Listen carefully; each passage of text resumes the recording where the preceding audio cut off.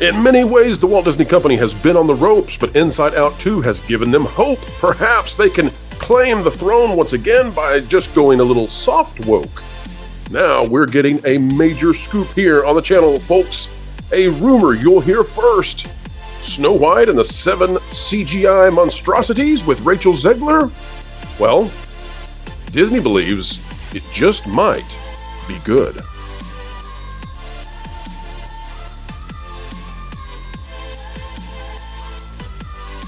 Hello folks, welcome back to the Pro Channel, where we endeavor to explain entertainment, keep you ahead of the culture curve. It's always a joy, and look how much fun we're going to have. Culture Casino back over here on the channel. Culture, how have you been, sir? Wonderful, I have to tell you. It's been a zippity-doo-dah day. That's probably no, you can't say that. It's not allowed. Not allowed. That is, antiquated culture. You need to get up with the times, and you definitely don't need to be whistling anything about your prince coming or anything like that. Everybody has a laugh in place, bro. Hi ho, it's off to remote working we go. That's what we're supposed to do here. Status quo, folks. Boy, oh boy, culture. It is a huge day. On the Pro Show, we've got exclusives we're going to be breaking in regards to Walt Disney World. We've got Crunchyroll and Rotten Tomatoes attempting to shut down discourse. Kotaku to a different way. Last Jedi strategy. The whole world in entertainment is sort of changing right beneath us, and we're here with the aerial view to bring it to folks. And of course, we got the Acolyte After Party, penultimate episode, Leslie's Last Stand, because really that finale, I mean, if nobody cares with this latest episode, it's over. And yet, Culture, we're not talking about any of that this morning because we have a major scoop. So are you ready, Culture Casino? I'm ready. Let's scoop away. All right, folks, click that like button and strap in. 5-point harness. You're going to need it this morning. Here we go. Now, folks, you are getting access to the early access. This will be an article that will come out on thatparkplace.com in a few hours. But right now, it's yours, and it's over on the Patreon. If you would like to have access to these kinds of articles before they appear anywhere else, go check out the Patreon, patreon.com/WDW Pro. Here's what it says. It's a huge new Snow White scoop. That will not be the title for thatparkplace.com. We go a little bit more in a different direction for titles there, but we'll read it. We'll let you guys know what it is. I think this is going to be intriguing. Most movies go through film production months, not years. Disney's Snow White live-action remake is not one of those most movies. Instead, Rachel Zegler and Gal Gadot's retelling of the German fairy tale has become a 2-year production fiasco. But Bob Iger and Disney feel it is the House of Mouse which might have the final laugh. To go through the entire story of how this film turned into a nightmare for Disney would be a very long read. Like Indiana Jones and the Dial of Destiny, there has been plenty of incompetence, much bad luck, damaging leaks, and sassy stars who fail to understand the art of promotion. Still, even Indy 5 is dwarfed by just how long actors have been in front of cameras for Snow White. The film has been in production since 2022. Folks, if you'd like to know just how bizarre this production has been, imagine if Roger Rabbit had started off as a completely live action, no cartoons, and at some point they said, you know what, we should turn this into a cartoon hybrid. That's the level of craziness, zaniness. Snow White introducing CGI dwarfs in the reshoots. Good grief. It's got a quote here from World of Real by Jordan Ruemi, talking about just how long this has been in production. And yet here we are at a time when it seems we've finally reached the end. Rachel Zegler, the star of the show, has declared production finally over. Of course, she's also called the Princess Stalker, derided the original film on which the entire Disney Foundation is built, and fully embraced a socialist liberator narrative that was part of the first script. Oh boy! But perhaps we should not be surprised if Zegler's prediction isn't fully accurate. She's struggled before, but for right now, folks, production seems to have wrapped yet again. But a trusted source, Culture, has reached out to us, one that we've had contact with 2 or 3 times in the past, who comes to us via another source who has been incredible. And this source, Culture, in the past, we've rewritten what they've said with AI. We're doing it a little bit differently this way, but we're not using any of their original words, so we protect them. We don't even want their the flavor of their language that they use to go through and possibly connect them to what they're saying. But here's what the source says. And then I want to get your take on this, Culture, because it's so fascinating. According to the source, Snow White has gone through 3 sets of reshoots as a result of backlash, a terrible original script, poor reception by focus groups. And I want to highlight that, folks. Poor reception by focus groups has been a huge part of this. It's not necessarily in this discussion, but I can tell you from having read the original message sent my way, it's a big thing. grave concern by a number of executives and licensing partners over just how badly this film might perform. And again, I want to highlight licensing partners. So if there's anything you take away from this video today, folks, focus groups, licensing partners, connect those two together. I promise I can't say more, but you should connect those two things together. So here's what we have, Culture, in terms of how these reshoots have gone, according to the source. The first set of reshoots were intended to clean up the original vision to exclude the dwarfs from the final production. Reshoots allegedly occurred at this point to allow for new CGI dwarfs to be inserted into a large amount of the movie, and this may have come at a cost of $30 million or more. And that's also why this thing may have ballooned up into the mid 300 millions and was starting to get reported there. Another set of reshoots was then ordered, according to this source again, as a result of extremely poor reception by focus groups who detested the character of Snow White as portrayed in the movie. Again, this is rumor, but we're told efforts were made to bring in the younger version of Snow White, played by a different actress, to try to soften the character. This may have even included a new musical number added to give her even more screen time. We reported on this, gosh, a year ago, something like that. And then finally, this is what just happened. This is what Rachel Zegler is just referring to. A third set of reshoots have wrapped. And according to the source, these are a result of a movie that was still seen as incoherent and disjointed.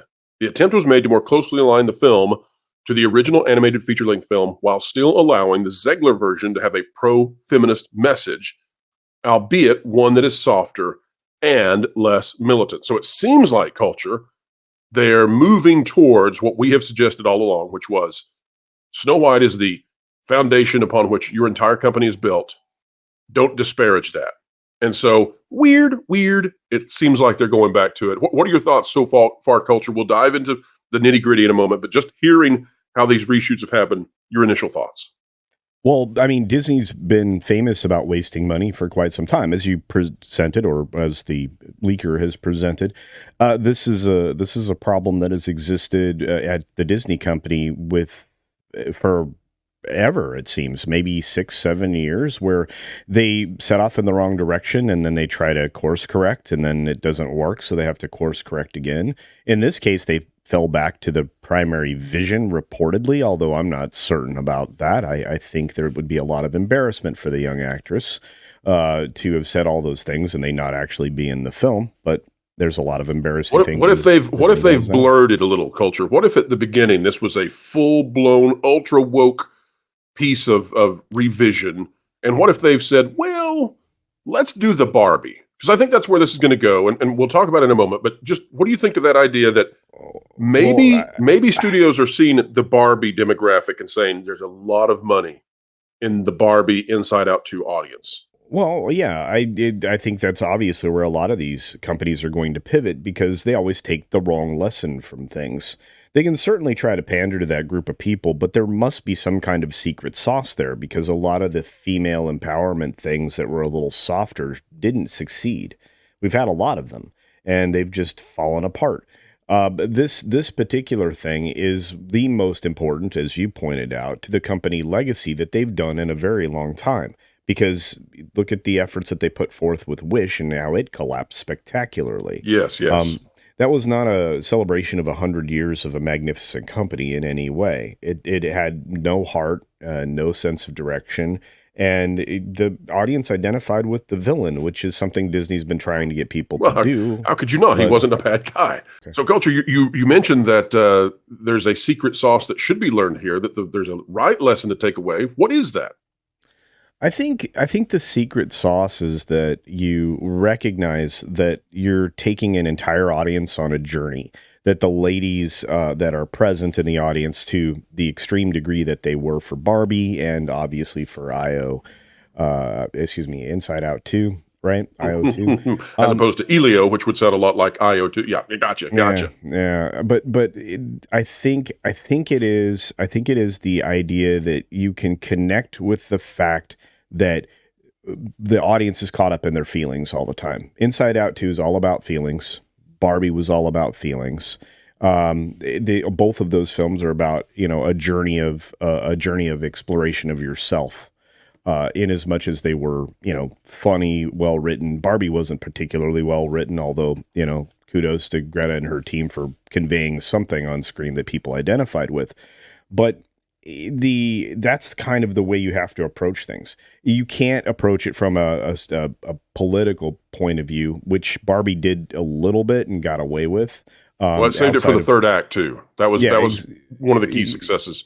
yeah, and yeah, you didn't get into the real man hating until the third act, but Yeah. you know, and the thing is you didn't have to do any of that with this animated project from Pixar, right?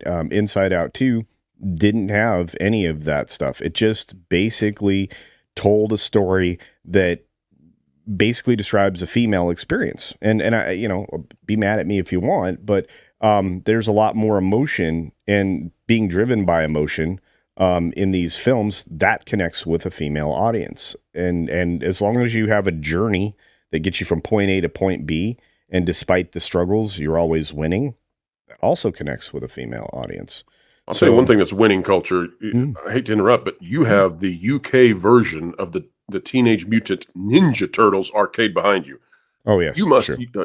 a wealth you have behind you there, culture. Let me show you though. There's a third party that wants a wealth out of this Snow White movie, and this has a lot to do with what's going on at Disney. And I can't wait to show this to you and to the audience. It says our source informs us that one of the driving factors for the third set of reshoots was to reassure Mattel that this would not be a damaging enterprise for the toy maker in supporting Snow White. Wow. Reshoots largely occurred before the box office results of Inside Out 2, so Disney was not in a good place for leverage or for providing confidence to partners in their box office post-pandemic abilities.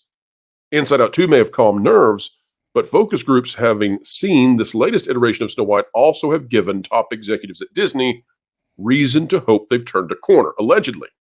They've sunk nearly $400 million in production of the film, not even including marketing yet, which is going to make this a must-have billion in order to make a profit.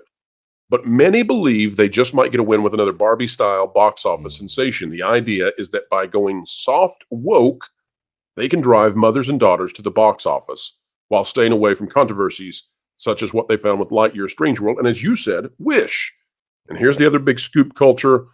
We are being told from our source that the big trailer for Snow White is going to release with Moana 2 this year, as Disney is going all in on a mother-daughter strategy. But folks, the takeaway here, remember focus groups, remember licensing partners, remember Mattel.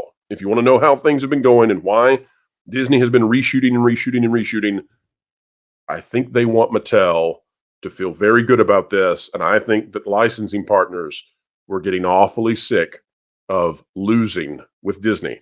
Culture, you mentioned Wish. I didn't tell you to mention Wish. I didn't tell you what was in this conversation. I bet Mattel did not like the Wish results.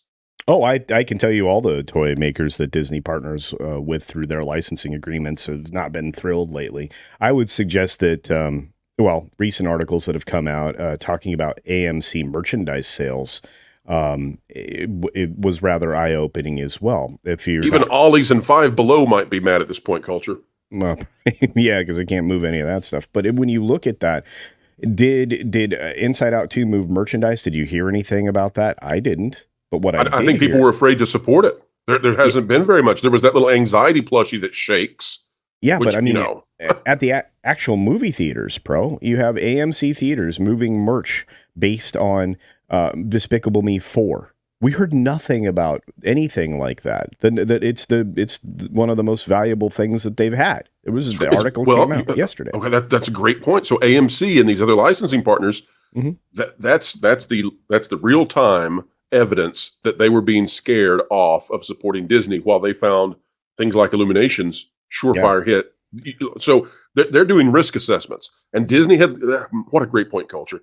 Disney had landed in that place where the risk assessment evaluation had changed. Yes. That's what we've been witnessing. Well, look at what they support with popcorn buckets, right? They're surefire wins, right? Deadpool and Wolverine, Dune 2. This is not happening in a vacuum. People know what's going to win with audiences and what's not. What do you want to collect? You want to collect a Ghostbusters, Ecto 1 popcorn bucket. You're going to sell things for things people will support. I think there's nothing more plainly stated. So of course they're paying attention to Mattel, and any of their other, toy licensing partners, because they have to. The toy companies are struggling In fact, you've done marvelous reporting about that. And when it's tied to a major property, I don't know, Pro. This is one of those times I think I really think that they need a win, and they have to guarantee a win to their partners. If Disney fails to come through on this or anything else, when it comes to these partnered merchandise opportunities for all their licensees, I think you're going to see even less value in that licensing agreement. And they may be struggling to sell their... Imagine that. Disney may be struggling to get somebody to take license for the products that they offer at the theater or television. You mentioned two other franchises. We know Disney's struggling, but you bring a tear to my eye, Culture, when you mentioned Ghostbusters. Then I was thinking about Ninja Turtles as well. Yeah. Two franchises that they have all the support in the world. They just can't get a good movie. True. Like, give us a really good movie for Ghostbusters and Ninja Turtles, and you will have merchandise flying off the shelves for 2-3 years. Yeah. Just another example, though, of how some of these IP holders do not know what they're doing with them and cannot find geniuses to put forth a film that would generate that whole ecosystem around it.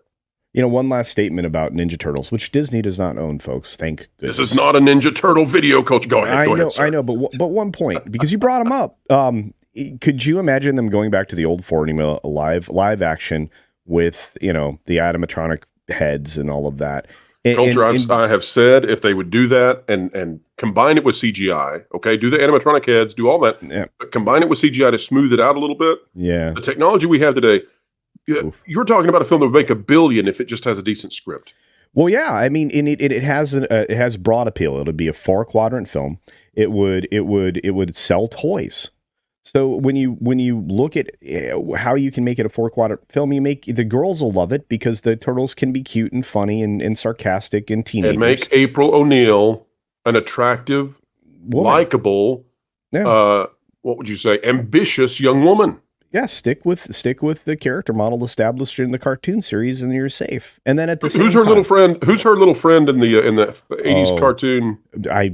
No way I can remember that. I can't remember. I can't remember her name either. But throw her in there too. Yeah, you give everybody that thing. The ladies are gonna love it, right? Especially a girl that's ambitious. And then you give the boys turtles. I mean, everybody loves turtles. I mean, turtles are almost dinosaurs. So, and dinosaurs always win with boys. So, plus they're ninjas. They're fun. Irma, Culture. Yeah. Irma, not the hurricane. The little friend who helps. That's right. That's right. Yeah, I'd have to change that name now. But anyway. I think that's a cool name. Weird names are the coolest, according to the kids now. You heard it here, folks. We're going to do... Bertha. Bertha's coming up for the next female character we create, whatever we do. I think that'd be great. That's right. Well, all right, Guinevere. I appreciate it. I don't know if I can go by Guinevere, but that's fine. Folks, you can help us send this out just as much as if there was a good movie. Help us create this ecosystem around this video by clicking the like button, share, subscribe, click it, stick it to the algorithms. It's the notification bell. Also, folks, join the community conversation. Drop a comment down below and be a part of an entire global dialogue. Let us know your thoughts on Snow White and these other IPs we brought up today. And if you're not yet subscribed to That Game Place, the brand new channel that's doing what That Park Place does, but with video games, Culture Casino, Jonas Campbell, an entire team of guys and girls helping out over there. It's been amazing. Culture, what do you have coming up in the very near future? Oh, my goodness. I think we're going to talk... we've got some news around some mechanics that are being changed for accessibility reasons in a very positive way. It's for a game that I've heard nothing but bad news about, so it was kind of nice to report something nice about Dragon Age, the Veil Guard, because that's kind of got some, modernity in it. So modernity, there you go. Yeah, get those syllables right, Culture. Well, I went on elocution safari like maybe the leader of the free world. But anyway, go ahead. And folks, if you're not yet subscribed to Culture Casino, it's a great channel. We love it. A great Chanel. You'll love it. You'll have a great time. So subscribe over there as soon as you can. Ladies and gentlemen, it's a big day. Acolyte After Party on the way. The Pro Show is stacked full of major news. We can't wait to bring it to all of you out there. And yes, we know we need to get on the ball with member-exclusive content. It's coming your way, Genre Guys. today or tomorrow. Folks, we hope you're having a sunny time no matter what the weather might be. So wherever you are and whatever you're doing, keep learning, keep growing, and as always, keep having fun. Listen up, my brothers and sisters. You've been listening to Phils and Zoes with an agenda to destroy your brain cells for far too long. It's time to change your way of doing things. Hold up. TPP is the place to be. Covering the news so honestly. It's a team that's cool and tried and true. Ahead of the culture curve, they're trying to keep you. Jonas and Pro, they run the show, and they dragged in the bearded culture casino. You got Valiant and Lord and Fourth of Line. Wonderful people, yeah, they're alright. They got weird bringing in people like Floral, but made no mistake with Lorena Creole. Amelia and John, stuttering guitarist. Martin and Tawny and someone called CMS. Fats even makes a bunch of other graphics. Did I mention a partnership with Bending in the comics? Fat Guy is a guy and Doc Matt does the web stuff. There's probably some people I missed. I hope they're not telling you the news that should be fun. With accurate info that's not been spun. You can figure it out as you will see. The TPP is the place to be. Yeah, Wilton. That was actually pretty good, or white. But I think you might have forgotten Vash. Well, he lost all his friends. But it was implied.